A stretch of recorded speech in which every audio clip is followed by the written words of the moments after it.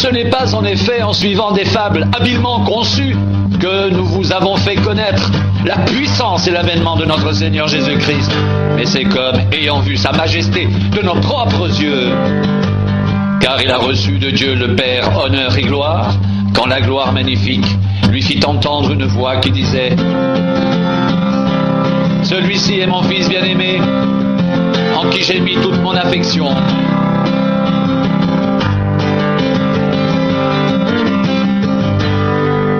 Et nous avons entendu cette voix venant du ciel, lorsque nous étions avec lui sur la sainte montagne. Et nous tenons pour d'autant plus certaine la parole prophétique à laquelle vous faites bien de prêter attention, comme à une lampe qui brille dans un lieu obscur,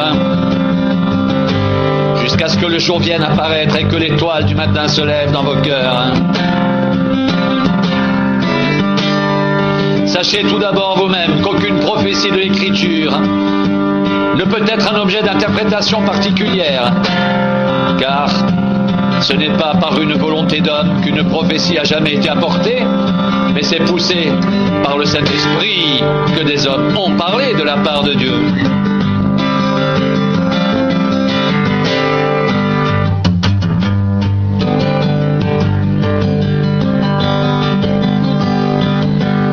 Sa divine puissance nous a donné tout ce qui contribue à la vie et à la piété, au moyen de la connaissance de celui qui nous a appelés par sa propre gloire et par sa vertu. Celle-ci nous assure de sa part les plus grandes et les plus précieuses promesses, afin que par elle vous deveniez participants de la nature divine, en fuyant la corruption qui existe dans le monde par la convoitise.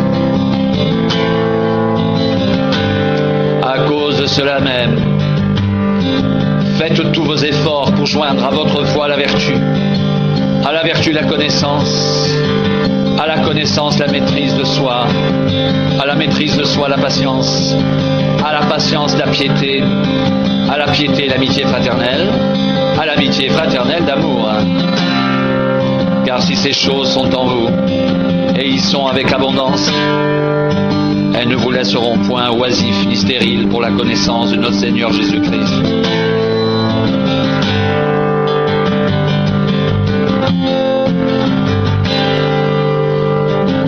Mais celui en qui ces choses ne sont point est aveugle.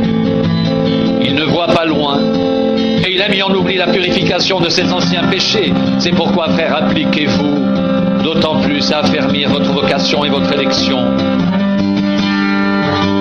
Car en faisant cela, vous ne le brancherez jamais.